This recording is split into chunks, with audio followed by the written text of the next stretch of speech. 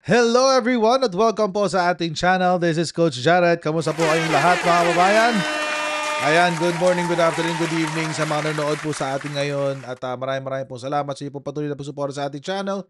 Please don't forget to subscribe sa ating pong Coach Jared Live YouTube channel, sa ating pong second YouTube channel, yung ating Coach Jared Highlights, kung saan mapapanood nyo po ang mga replay ng ating radio show sa Radyo Pilipinas, ang The Big V. Mapapanood nyo rin po yun ng live sa Radyo Pilipinas, Radyo Publiko, 738 sa AM Band, Channel 3 sa TV Plus, at Channel 45 to 49 sa For the Box.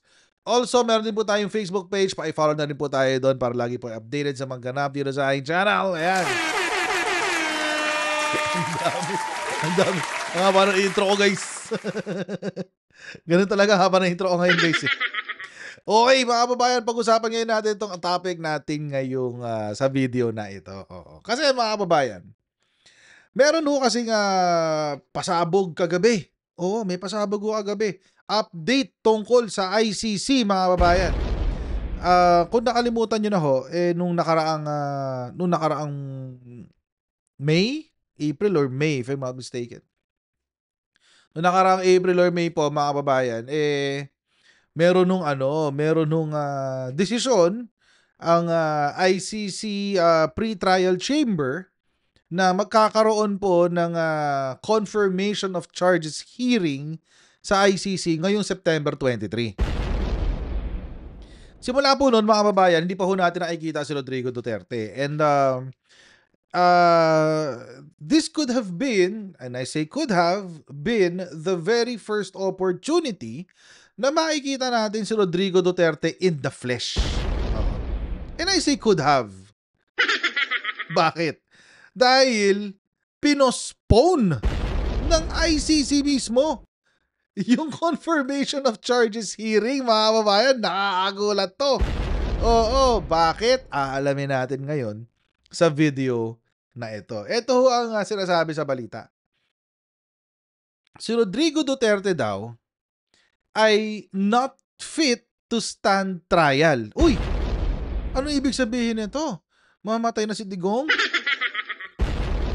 Magkakatotoo na ba ang sinasabi ng sambayan ng Pilipino na uuwi siya ng agarapon?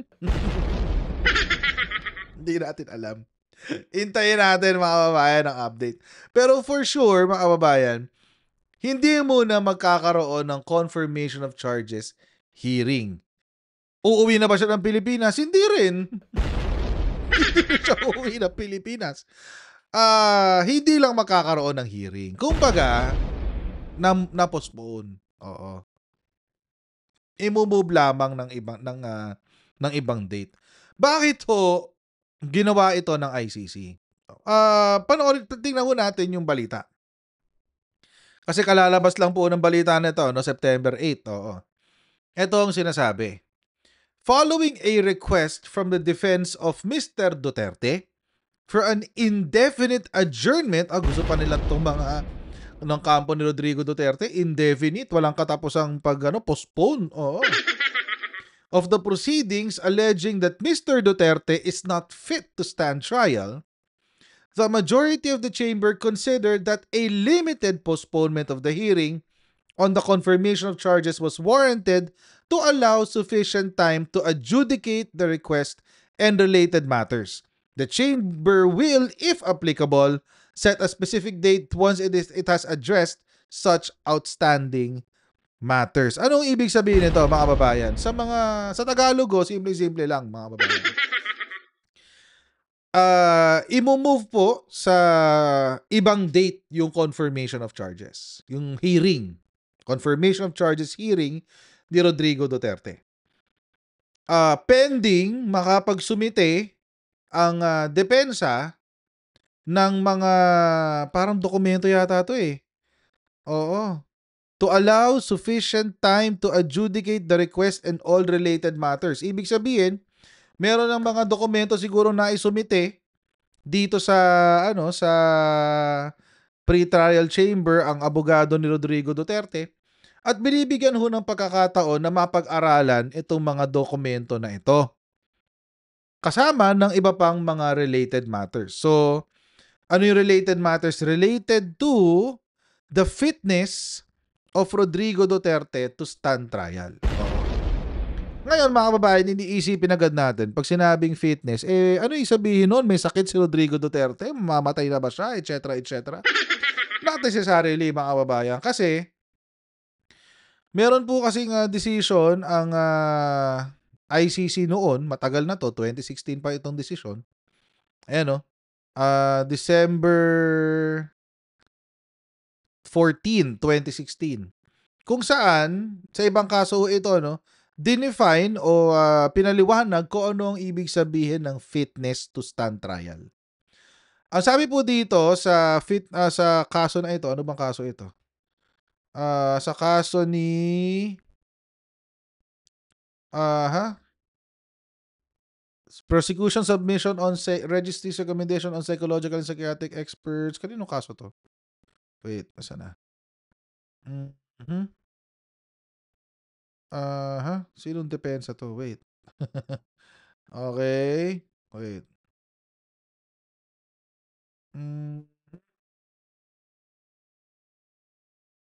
Wait lang Saan na yun ito? Ong Wen. Ong Wen ang pangalan. Ong Wen. Si Ong Wen. Mr. Ong Wen ang pangalan. Continued fitness to stand trial. So ito isang decision related din sa parang isinumite ng kampo ni Rodrigo Duterte. Dinefine ho dito, mga kababayan, kung ano yung fitness to stand trial. Ibig sabihin, mga kababayan, ng fitness to stand trial ay the absence of any medical condition that would prevent an accused person from meaningfully exercising his fair trial rights. Ibig sabihin, mga kababayan, kahit anong medical condition napipigil dito sa nasasakdal, in this case si Rodrigo Duterte, na meaningfully participate sa kanyang trial. Oo. So, meaningful, ibig sabihin, dapat naiintindihan niya yung mga nangyayari, kaya niyang intindihin yung mga usapan, na mapoproseso niya yung mga naririnig niya, kaya niyang makipag-usap sa kanyang mga abogado, kaya niyang sumagot sa mga tanong, etc., etc. Yun po ibig sabihin nun. Pero, dinefine din po, does it mean na wala siyang sakit? Not necessarily. Ang sinasabi po dito, the question before the chamber is not merely the existence of particular medical conditions or what their sources are, but primarily whether these medical conditions affect the capacities of the person concerned to meaningfully exercise his or her fair trial rights. Ano ibig sabihin nun? Ibig sabihin, mga kababayan, kung ano yung nabanggit natin kanina, dapat ang tao na ito, ang sakit na ito ay hindi nakakaapekto sa pagkakaintindi ng nasasakdal sa nangyayari sa kanyang paligid. Naiintindihan niya ang purpose kung bakit siya nililitis, yung consequences at yung buong proceeding, buong hearing. At siya ay naiintindihan niya yung pleading sa charges, naiintindihan yung ebidensya, makakapagbigay ng testimonya at makapagsasabi sa kanyang abogado kung ano ang gusto niya maging aksyon sa mga susunod na hakbang sa loob ng korte. So basically, mga kababayan, ibig lang sabihin nito ay normal ang pag-iisip at kayang mag-participate. Ibig sabihin, physically, kaya niyang tumayo, kaya niyang umattend ng hearing physically, number one. Pangalawa, naiintindihan niya. So for example, bibigyan ko kayo ng halimbawa. Kung si Rodrigo Duterte ay nababaliw na, or let's say 80 years old na siya, inaapektuhan na siya ng Alzheimer's or dementia, ayun, may problema ka sa fitness. Oo. May problema ka sa fitness.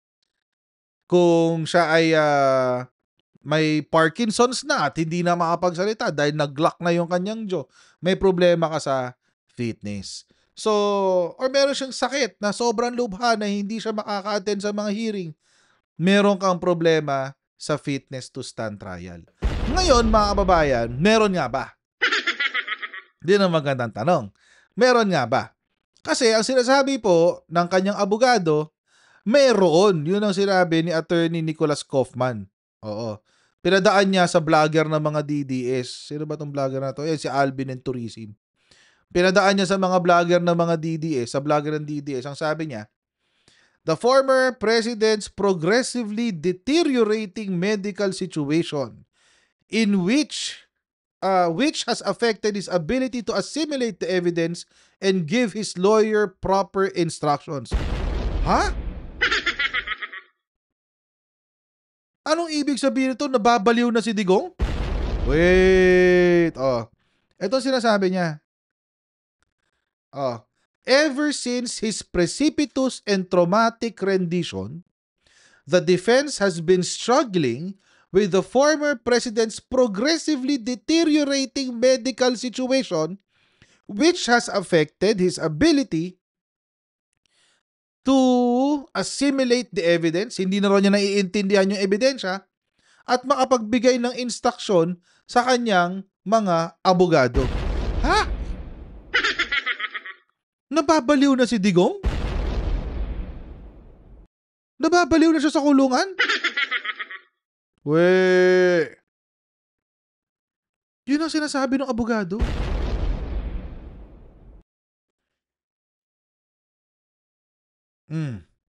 Sabi, suportado daw ito ng mga leading medical experts. Sabi, out of respect for the former president's legacy, the defense would not raise such a plea were it not supported by leading medical experts, including one not selected by the defense. Sabi niya.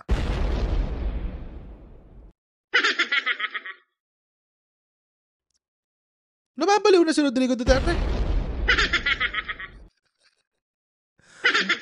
Alam naman natin, mga kababayan, ano siya, baliw talaga yan. Pero,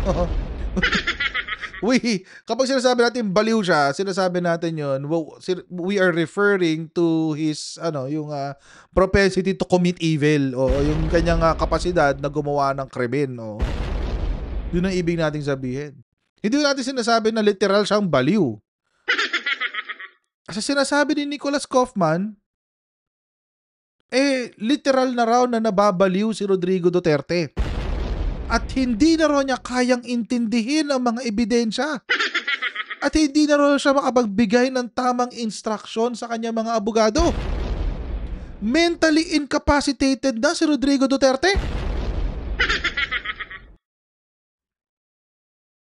Talaga ba? Bakit parang hindi ako naniniwala? Kasi mga babayan, August 29, last month, ilang linggo lang to nakalipas. Anong sinabi ni Sara Duterte? President Duterte's health is stable despite high blood sugar, says BP Sara.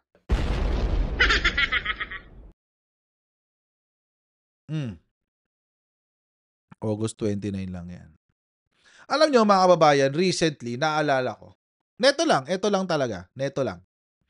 Merong sinabi si Sara Duterte na hindi na raw sila pinapayagan ng kanyang abogado na magsalita tungkol sa kondisyon ng Pangulo o ng former president. Hanapin ko lang ulit, sana makita ko. Pero naalala ko, merong ganun. Hindi na sila binibigyan ng pahintulot na magkwento.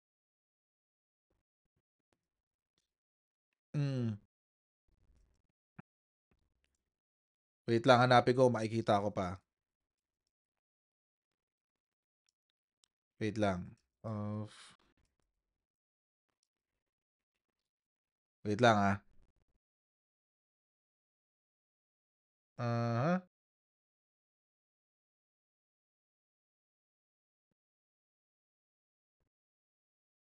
Wait lang. Wait, ito. Parang ito yata yung nakita ko.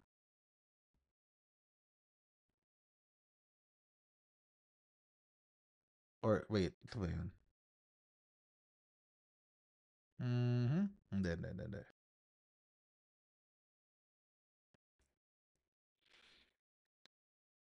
Wait lang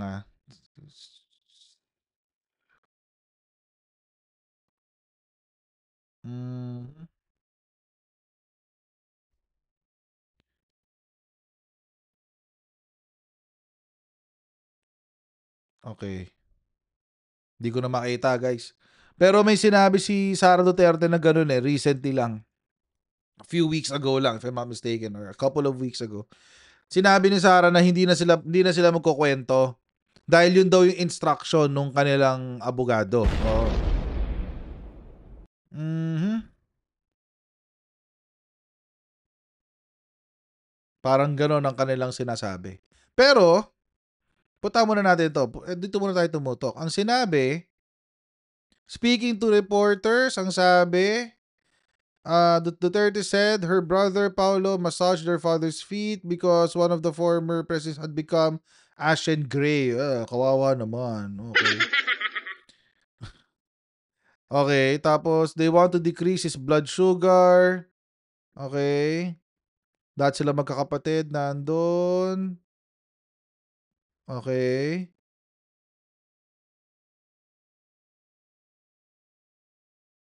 The vice president did not reveal what happened during the visit, whether politics was discussed, but she was happy to see all of them. Okay. Uh-huh. Okay. Oh, yun lang. Walang sinasabi. Pero sabi naman niya, otherwise healthy. Sabi ni Sarah, former president is experiencing a spike in his blood sugar but is otherwise healthy. Sinabi yan ni Sara Duterte. Ngayon, mga kababayan, kung paniniwalaan natin to, sinabi niya to noong August 29, tapos all of a sudden, biglang September 8, biglang hindi na kaya ni Rodrigo Duterte na biglang nababaliw na si Rodrigo Duterte, parang imposible naman yun. 'Di ba? Kung nababaliw na si Rodrigo Duterte, ang unang-una makakapansin niyan, syempre yung mga anak niya. So, kalokohan 'to. Alam niyo mga kababayan, alam naman natin si Rodrigo Duterte has a knack for the theatrics, yung drama-drama. Oo, ganun siya. Mm. Mahilig siya magdrama. Oo, mga kababayan. So ako po, hindi ako naniniwala na si Rodrigo Duterte has a progressively deteriorating medical situation which has affected his ability to assimilate the evidence and to give his lawyer proper instructions. Kasi mga kababayan, na ibig sabihin lang yan, itong si Rodrigo Duterte ay merong mental illness. Not mentally fit to stand trial. Tatanggapin ba ng mga DDS yon? Yung Diyos-Diyusan nyo nabobobo na, nababaliw na, nagiging inutil na. Oh. Di tanggapin nyo yung sinabi ni Nicholas Kaufman. Nababaliw na si Digong. But anyway, yung isa sa mga judges, si Judge Maria Socorro Flores Liera, kontra sa ginawa ng mga kasama niyang ibang judge. Tatlo kasi silang judge. Yung isa ay meron dissenting opinion. Ibig sabihin, kumontra siya sa boto ng dalawang judge. At ang kanyang dahilan ay simple lang. Number one, mga kababayan, ang pre-trial at ang trial proceedings daw ay dalawang magkaibang proseso. Sa trial daw, doon daw pinag-aaralan yung ebidensya, etc. etc. At doon aalamin kung guilty ang nasasakdal o hindi sa trial. Sa pre-trial daw, ang sabi niya, ang titingnan lamang daw nila ay kung meron daw bang documentary or summary evidence at hindi kailangan papuntahin yung nasasakdal sa trial mismo. Hindi niya kailangan mag-appear. Documentary or summary evidence and need not call the witnesses expected to testify at the trial. O, yun ang sinasabi niya. So dahil daw gano'n, hindi naman kailangan i-postpone yung confirmation of charges. Pangalawa, mga kababayan,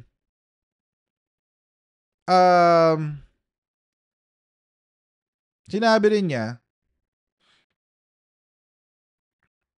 na saan yun? Ano pa isa dalawa yan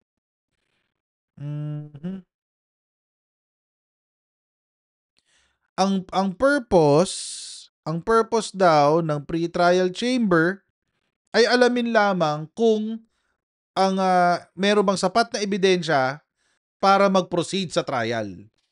So parang pang-arraignment lang to. Parang hanggang arraignment level lang sila. Kapag daw nalaman na walang sapat na ebidensya, hindi sapat yung testimonya ng witnesses, wala na rin kaso. Tapos na rin pagdating doon. The chamber adjourns the hearing for prosecution to provide their evidence or conduct further investigation or amend the charges. Accordingly, the pre-trial chamber is statutorily mandated only to reach those specified conclusions through the confirmation of charges process.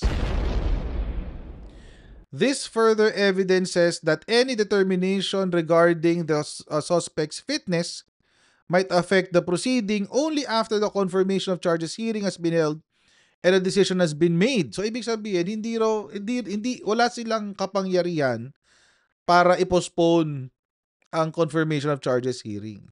Dahil sa trial daw nangyayari yung pag-alam or pagsusuri kung fit ba to stand trial yung nasasakdal.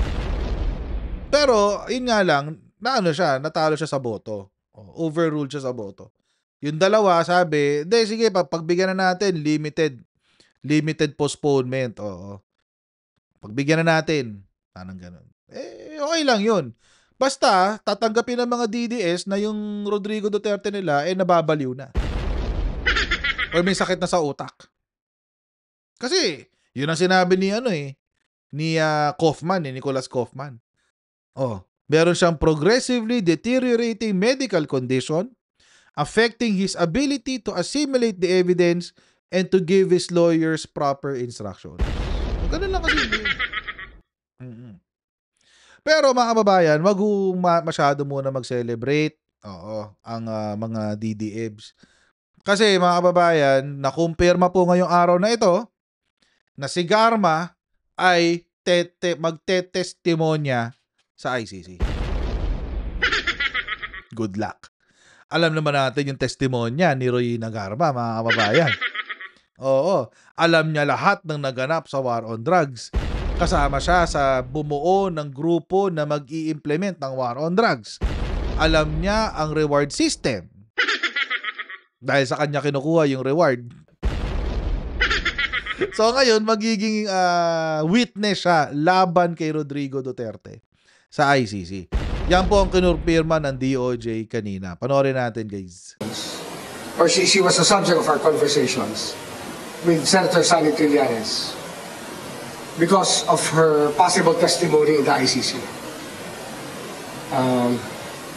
The ICC had been asking Sally Trillanes about making her available to be a witness in the case against Duterte in the ICC, in The Hague. So, at that time, she was still applying for asylum, but was denied. She was denied. So, a few days ago, we got word that she was on the way home, and we just waited for her arrival, And since she has no warrant of arrest pending yet, at least from our end, because of the pace of investigations are not always as good as we want it to be. So she's just a subject of an ILBO, lookout bulletin. And given that, and the fact that she was going to Malaysia to meet with the ICC, gave us reason to say, okay, because if she's going to be a witness to the ICC, we have said that our working relationship with the ICC involves witness protection. And the best way to protect her is probably for the ICC to meet her abroad. Because her life can be in danger in our country, let's face it. Uniform personnel ang kalaban. So, as we speak, she's with them right now. With the ICC people in Malaysia. Yun, no? Officially, nakikipag-usap, umuo na ba siya? I think she has agreed to be a witness, according to Senator Sally Trillanes, because I've been working with Senator Trillanes because we have no real official relationship with the ICC except for the fact that we protect the witnesses who are here, who may be the subject of an ICC request, because we have to protect our witnesses. And these people, the complainants are from here, the witnesses are from here. So it's just right that the Department of Justice protects the citizens who may be inclined to testify. So that's the story. That is the reason why on her leaving yesterday, I just asked outgoing director Jimmy Santiago to make sure that she was doing the right thing, that she will be doing what she said she would be doing, which is to testify and to meet with the ICC first, of course. Sir, gaano ka-importante yung mga sasabihin ni Reyna Garma sa ICC? I think that she is the highest ranking police officer that can be asked to give a narrative about the drug war, the reward system, and the other parts of her testimony which she already gave before in the Quadcom. Oh, alam na natin lahat yan. Pero sir, ano yung mangyayari naman dun sa reklamo laban sa kanya para dun sa pagpatay ni kay PCSO Board Secretary Wesley Barayuga at yung involvement dun sa pagtututin ni Ano yan eh, technically kasi if you look at the Whistleblower Act, she's under our protection eh. Yan ang lumalabas dito, di ba? So we will have to evaluate everything again. But we will not let the Barayuga case go undone. We will still run after it, and we will see how this will play out. Because the testimony in the ICC is very important, I think. And not only that, the Wesley Barayuga case is equally important. It cannot go unnoticed and unserved. So we'll cross the bridge when we get there. But she will be testifying here also. She has a commitment to testify. Yun. So kung meron mang problema sa mental fitness si Rodrigo Duterte, siguradong papaalalahanan siya ni Reyna Garma. Oo. Kung may mga bagay-bagay mang nakakalimutan si Rodrigo Duterte dahil meron nga siyang problema sa kanyang mental fitness, siguradong ipapaalala sa kanya ni Reyna Garma yung kanyang mga kalokohan at kabalbalan. Kasi magwi-witness si Reyna Garma laban kay Rodrigo Duterte sa ICC. Ay, good luck!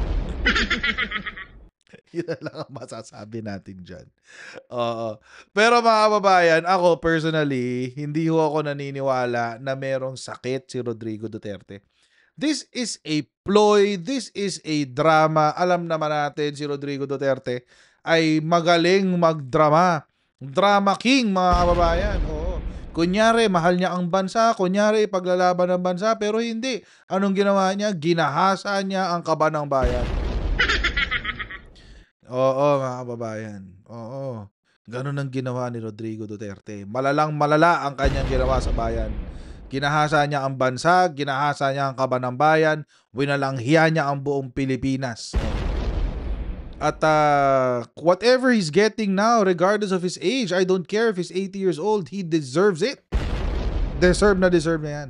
Ang dami niyang pinapatay na Pilipino, ang daming namatay na Pilipino dahil sa pandemic, sa kanyang kapababayaan, sa kanyang korupsyon, marami hong naapektuhang Pilipino.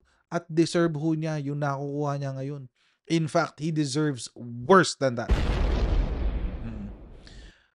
He deserves a conviction for the crimes against humanity na ginawa niya. So mga kababayan, ganito lang po muna tayo sa video na ito. Huwag niyo kalimutan mag-like, share, and subscribe. And I'll see you in our next live stream, guys. Bye! See you!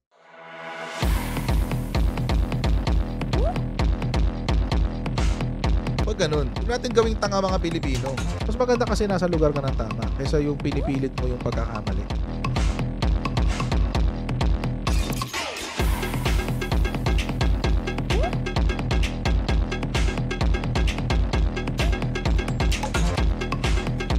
Are they willing to go that far? Hindi makakalimutan ng Pilipino yan hanggat di nasasagot niya.